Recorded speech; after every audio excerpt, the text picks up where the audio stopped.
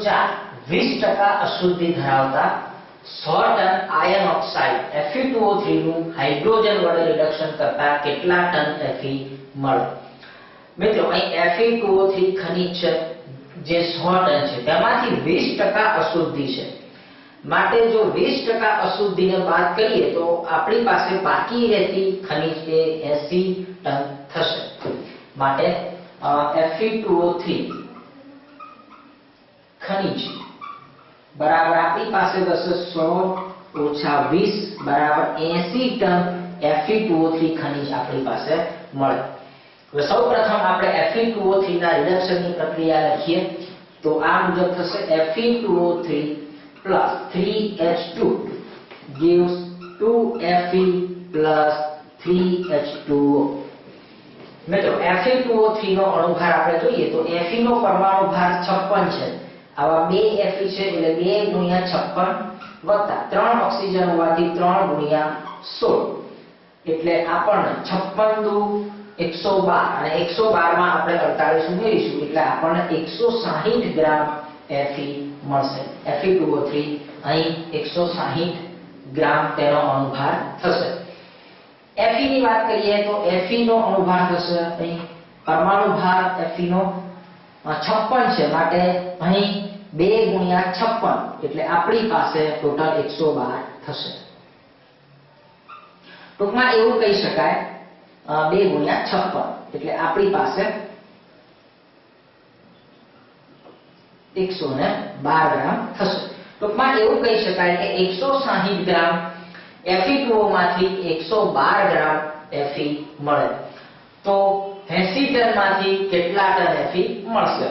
આથી આપણે આવું કહી શકીએ 160 ગ્રામ ના બદલે આપણે ટન પણ લઈ શકીએ એટલે કે 160 ટન Fe2O3 બરાબર 112 ટન Fe। આપણી પાસે 80 ટન ખનિજ છે માટે 80 ટન Fe2O3 બરાબર કેટલા ટન Fe મળશે એટલે 80 ગુણ્યા 112 છેદમાં 160 બરાબર 56 ટન। અહીં આપણને 56 ટન Fe મળે। તો મિત્રો આમ અહીં 100 ટન Fe2O3 અને અશુદ્ધિ 20% માઈનસ કરતા 80 ટન ખનિજ બાકી રહેશે અને તેના અણુભારના આધારે આપણે આ પ્રકારે સૂત્ર મૂકીને ખનિજમાંથી કેટલા ટન આયર્ન મળે છે તે શોધી શકીશું। દાખલો 5 1 લિટર હવામાં 21% ઓક્સિજન વાયુ રહેલો હોય તો STPA તેના મોલ શોધો। મિત્રો 1 લિટર હવામાં 21% વાયુ રહેલો છે, આથી સૌપ્રથમ તો આપણે 21% વાયુનું કદ શોધી કાઢીએ। 21% વાયુનું કદ આ મુજબ થશે 1 લિટર હવામાં 21% વાયુનું કદ એટલે કે 1 લિટરના 21% જે આ મુજબ થશે 1 ગુણ્યા 21 છેદમાં 100 એટલે કે 0.21 લિટર વાયુ રહેલો થશે। આમ 1 લિટર હવામાં 0.21 લિટર વાયુ રહેલો થશે। હવે આપણે તેના મોલ શોધવા છે। આપણે જાણીએ છીએ કે STPA કોઈ પણ 1 મોલ વાયુનું કદ 22.4 લિટર હોય છે એટલે આપણે ઊંધું પદ મૂકી શકીએ।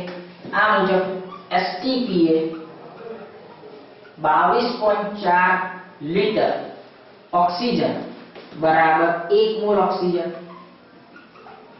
અહીં આપણે 0.21 લિટર છે માટે STPA 0.21 લિટર ઓક્સિજન વાયુના મોલ કેટલા, જેથી આ મુજબ થશે 0.21 ગુણ્યા 1 ભાગ્યા 22.4।